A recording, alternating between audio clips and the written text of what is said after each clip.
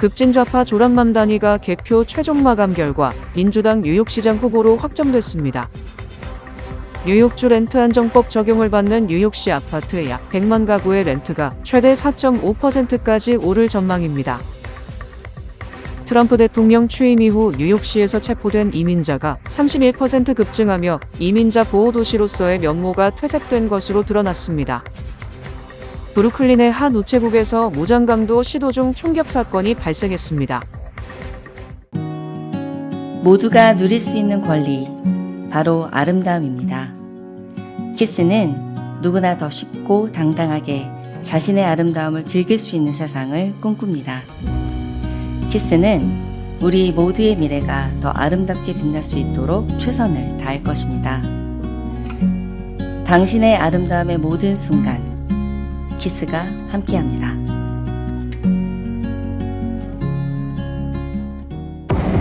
당신의 첫 전기차 고민되시나요? 전문가는 답을 알고 있습니다. 틀을 깬 스타일, 시대를 이끄는 테크놀로지, 드라이빙의 즐거움까지.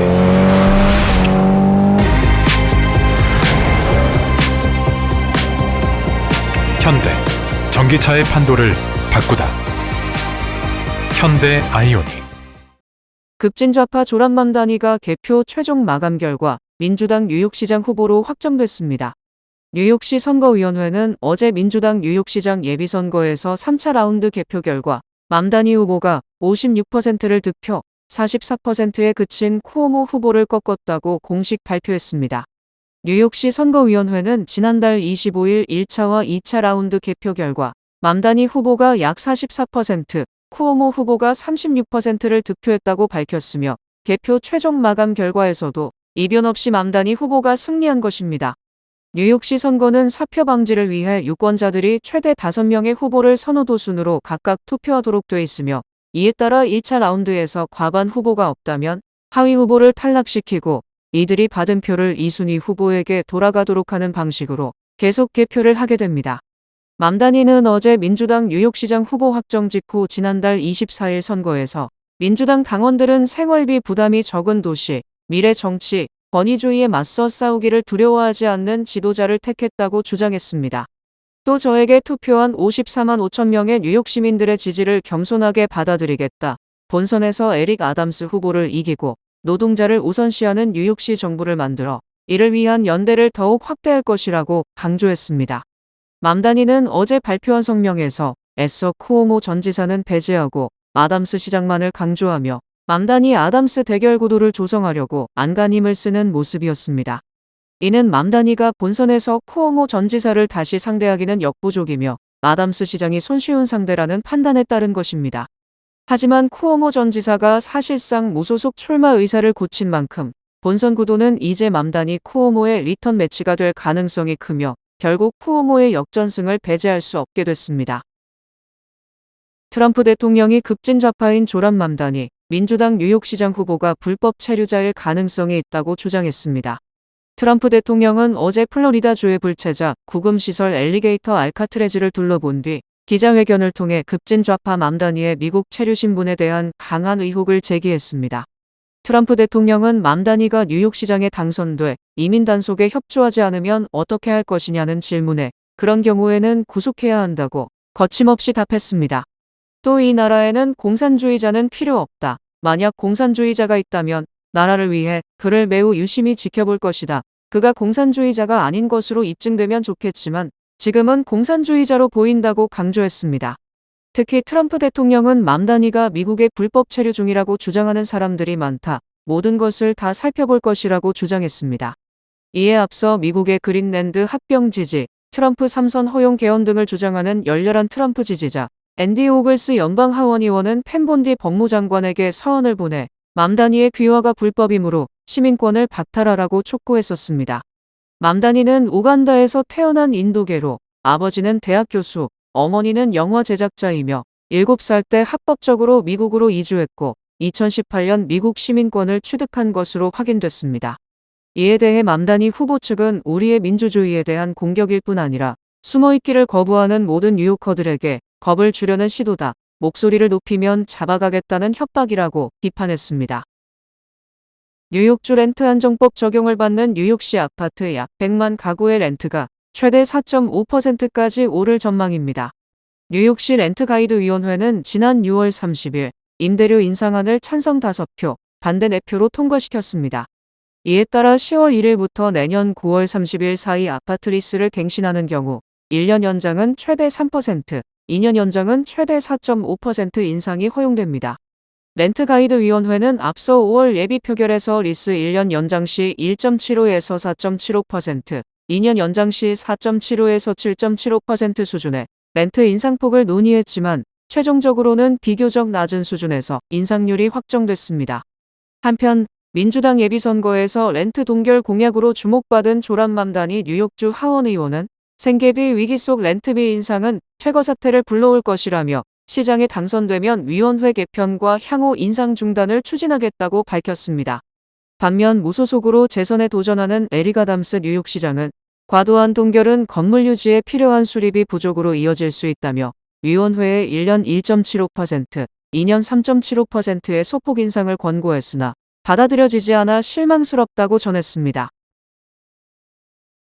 트럼프 대통령 취임 이후 뉴욕시에서 체포된 이민자가 31% 급증하며 이민자 보호 도시로서의 면모가 퇴색된 것으로 드러났으며 다른 대도시보다는 이민자 체포 증가율이 낮은 것으로 조사됐습니다. 비영리단체 추방 데이터 프로젝트에 따르면 지난 1월 20일 트럼프 대통령 취임 이후 뉴욕시에서는 1,900명 이상의 이민자들이 연방이민국에 체포된 것으로 집계됐습니다. 이는 지난해 같은 기간보다 31% 급증한 것으로 이른바 이민자 보호도시로 잘 알려진 뉴욕시가 트럼프 대통령 취임 이후 연방정부 이민자 단속에 협조하고 있다는 증거가 되고 있습니다. 뉴욕시의 이민자 체포 증가율 31%는 로스앤젤레스의 112%, 시카고의 97%, 마이애미의 238%와 비교하면 매우 낮지만 여전히 시민들의 불안감은 큰 상황입니다. 이에 대해 뉴욕시 이민자단체 등은 트럼프 대통령 취임 이후 뉴욕시 정부가 연방정부 단속에 협조하는 사례가 증가하고 있다. 이는 이민자 보호도시의 명예를 갉아먹는 것이라고 주장했습니다. 특히 연방이민단속국의 깡통벤이 뉴욕시 곳곳을 돌아다니고 있으며 뉴요커들은 공포에 사로잡혀 있다. 뉴욕시 정부가 뉴요커들의 이 같은 불안을 해소시켜줘야 한다고 강조했습니다. 또 현재 뉴욕시 불체자는 약 55만 명으로 추정되고 있으며 이들이 공립학교, 병원, 쉘터 등 정부시설을 더 이상 안전하게 이용할 수 없게 됐다고 말했습니다. 뉴욕시는 지난 1989년 에드카치 시장 재임 때 시장 명령으로 이민자 보호도시를 선언하고 뉴욕시 공무원이 연방정부에 대해 이민자들의 정보를 공유하는 것을 금지시켰습니다. 브루클린의 한 우체국에서 무장 강도 시도 중 총격 사건이 발생했습니다. 6월 30일 오후 1시 15분경 브루클린 미드우드 지역의 코니 아일랜드 애비뉴에 위치한 우체국에 무장한 남성이 침입했습니다. 용의자는 당시 매장에 있던 유일한 고객인 37세 여성의 등에 총을 겨눴으며 이에 우체국 직원들은 급히 대피한 것으로 전해졌습니다. 범인은 금품을 강탈하지 못한 채 그대로 도주하면서 출입문 방향으로 총을 발사했습니다. 다행히 이번 사건으로 인한 인명피해는 없는 것으로 확인됐습니다. 범인은 헬멧을 착용하고 빨간색 가방을 맨 채 검은색 모페드를 타고 현장을 떠났습니다. 이후 용의자와 유사한 인상의 남성이 유티카 애비뉴 인근에서 목격됐고 도주 중 충돌 사고를 내면서 경찰의 체포, 현장에서 총기와 탄환 등 범행에 사용된 증거물도 확보됐습니다. 한편 USPS는 이번 총격 사건으로 인해 해당 우체국이 최소 일주일간 폐쇄돼 수리 작업이 이뤄질 예정이라고 밝혔습니다. 트럼프 대통령의 감세 확대와 불법 이민 차단 강화 등 핵심 국정 아젠다가 담긴 이른바 크고 아름다운 법안이 연방 상원을 극적으로 통과했습니다. 상원은 1일 본회의에서 해당 법안을 표결에 붙여 찬반 50대 50 동수를 기록했으나 상원의장을 겸직하는 J.D. 벤스 부통령이 찬성표를 던지며 타이 브레이커 권한을 행사, 법안은 가까스로 가결됐습니다. 현재 연방상원 의석 분포는 전체 의석수 100석 중 공화당 53석, 민주당과 무소속 47석입니다. 이날 표결에선 공화당 의원 3명이 이탈해 반대표를 던졌고 민주당 측은 전원 반대했습니다. 이 법안은 지난달 하원을 통과해 상원으로 넘어온 뒤 심의 과정에서 일부 조항이 수정돼 하원은 2일 다시 표결에 나설 예정이며 하원에서 재통과될 경우 트럼프 대통령의 서명을 거쳐 법안은 공식 발의됩니다. 이번 법안은 트럼프의 재집권 2기 정책 청사진으로 평가되며 향후 대선 전국에도 적지 않은 파장을 미칠 것으로 보입니다. 머스크와 트럼프의 갈등이 감세법안 지지의원 낙선 운동과 트럼프 지지 운동 등 정치적 대결로 비화되는 등 머스크의 정계 진출이 점점 가시화되고 있습니다. 트럼프 행정부의 감세법안은 어제 연방상원 의장인 JD 벤스 부통령의 찬성 투표권 행사에 힘입어 가까스로 51대 50으로 상원을 통과했고, 이에 따라 이 법안 찬성자에 대한 낙선 운동이 본격화되고 있습니다. 일론 머스크 테슬라 최고 경영자는 감세법안 찬성 의원들에게 부끄러운 줄 알고 머리를 매달아야 한다고 비판하면서 내년 선거에서 이들에 대한 낙선 운동을 펼칠 것이라고 밝혔습니다. 이처럼 머스크가 원색적 비판을 이어가자 트럼프 대통령은 귀화한 미국 시민권자인 머스크를 남아프리카 공화국으로 추방할 것이냐는 질문에 잘 모르겠다. 하지만 가능성을 살펴봐야 할 것이라고 답변하며 추방 가능성 검토를 시사했습니다.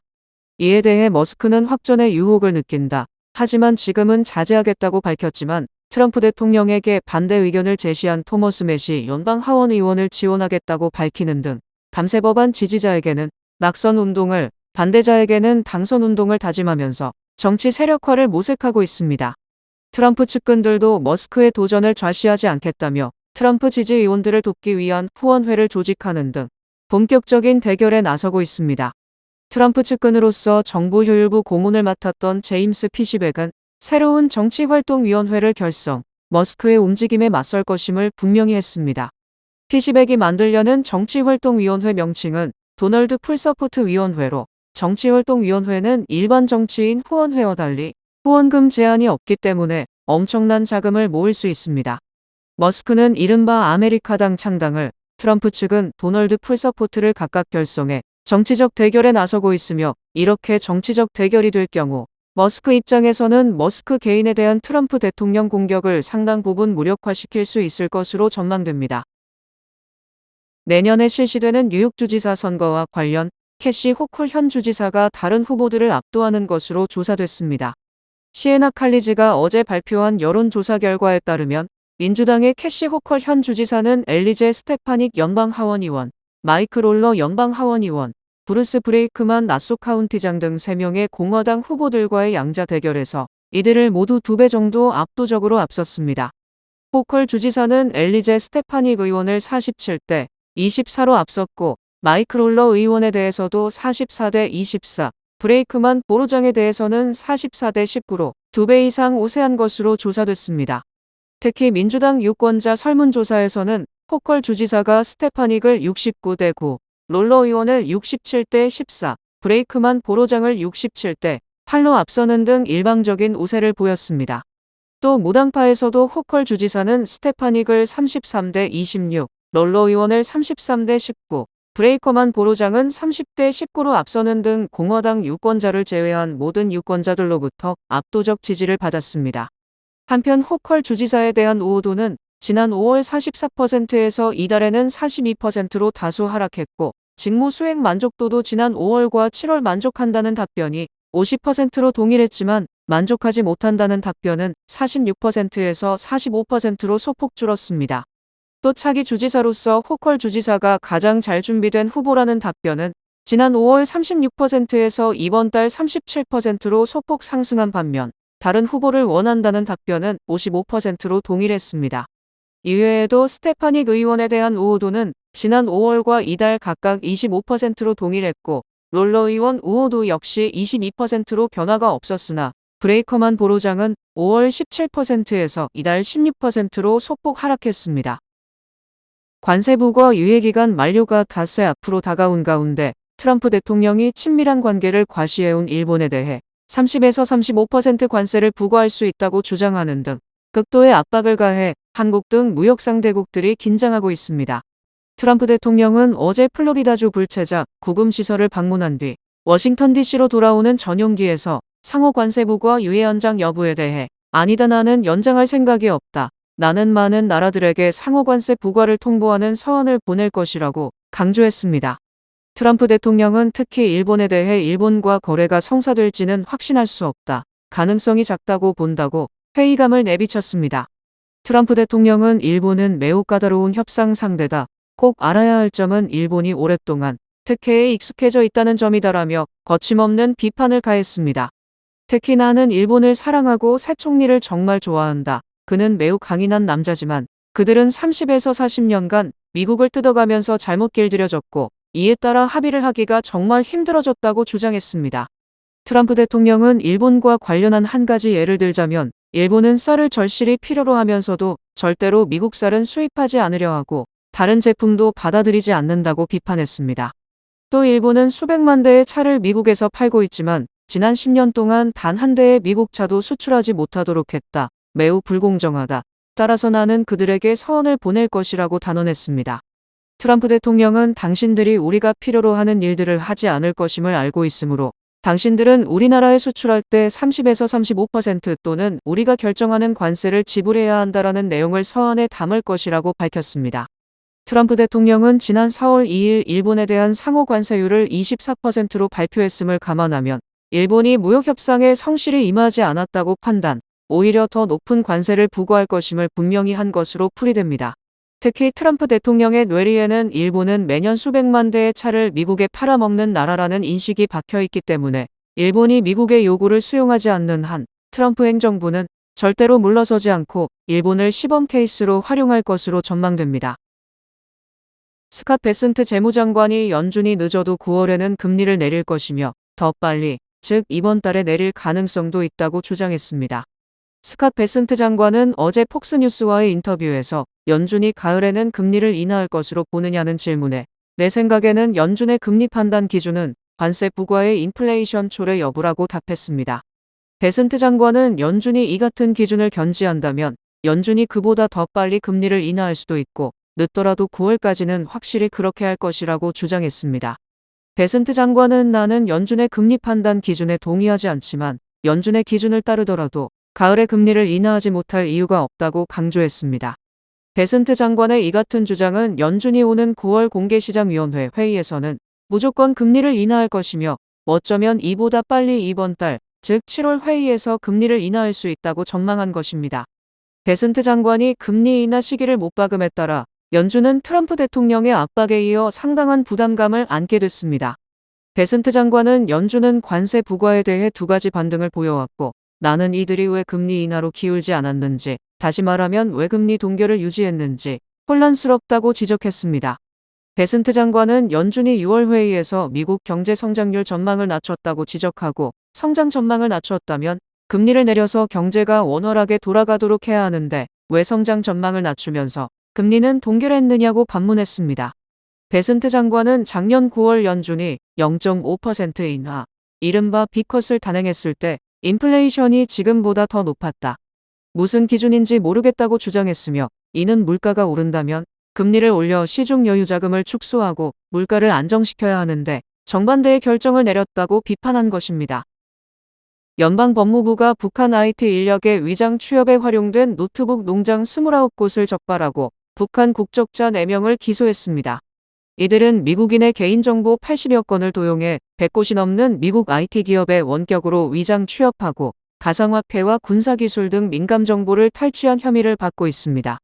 법무부에 따르면 이들이 운영한 노트북 농장은 미국 내 16개 주에 퍼져 있었으며 불법 수익을 세탁하기 위해 가짜 웹사이트와 금융계좌를 동원했습니다.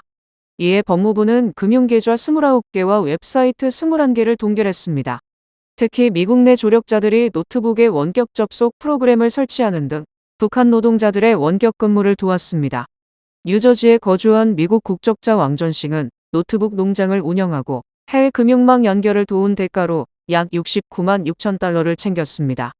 이들의 해킹으로 피해를 입은 기업들의 손실은 최소 300만 달러에 달하며 포춘 500대 기업도 일부 포함된 것으로 나타났습니다. 조지아주 북부 검찰청은 2020년부터 2021년 아랍에미리트에 체류하며 애틀랜타 본사의 블록체인 개발 회사에 위장 취업해 약 91만 5천 달러 상당의 가상화폐를 탈취한 혐의를 받고 있는 북한인 4명을 기소하고 수배령을 내렸습니다. 현대 기아차의 상반기 미국 판매량이 약 90만 대를 기록, 이 같은 판매 추세가 계속될 경우 올해 판매량이 최소 180만 대, 호조를 보인다면 200만 대 돌파가 예상됩니다. 현대 기아차는 올해 상반기 미국 시장에서 제네시스를 포함해 작년 같은 기간보다 9.2% 증가한 89만 3,152대를 판매했다고 어제 발표했습니다. 현대차는 제네시스를 포함해 상반기 10.5% 증가한 47만 6,641대, 기아차는 7.8% 증가한 41만 6,511대를 판매, 두 회사 모두 상반기 최다 판매 기록을 세웠습니다. 특히 현대차 고급 브랜드인 제네시스는 17.4% 급증한 37,361대를 판매, 역시 사상 최대를 기록했습니다. 현대기아차의 친환경차 판매량도 16.1% 증가하며 18만 715대로 최대 기록을 세웠고, 이는 전기차 판매량이 28% 감소했음에도 불구하고 하이브리드차 판매량이 무려 45.3% 급증했기 때문입니다. 통상 미국 내 신차 판매는 하반기가 될수록 증가하는 경향이 있기 때문에 이 같은 추세가 계속된다면 올 한 해 판매량은 180만 대를 기록할 것으로 확실시됩니다. 또 신차 판매 수요가 폭발적으로 증가한다면 200만 대 돌파가 예상되며, 설사 올해 200만 대가 힘들다면 내년에는 이 같은 신기록이 가능할 것으로 예상됩니다. 한편 경쟁사인 GM도 판매량이 11.8% 중가한 반면 도요타는 4.2%, 포드는 6.9% 증가를 기록하며 현대기아차에 미치지 못했고, 테슬라는 13.1%, 스바루는 8.6% 오히려 감소했습니다. 뉴뱅크와 함께 꿈의 집을 마련하세요. 빠른 승인, 맞춤형 서비스, 전문가 상담, 지역 전문성, 경쟁력 있는 이자율, 뉴뱅크가 주택 소유를 쉽고 간편하게 모든 단계에서 도움을 드립니다. 지금 바로 가까운 뉴뱅크 지점을 방문해서 홈모기지 대출 상품에 대해 문의하세요. 뉴뱅크 제공입니다.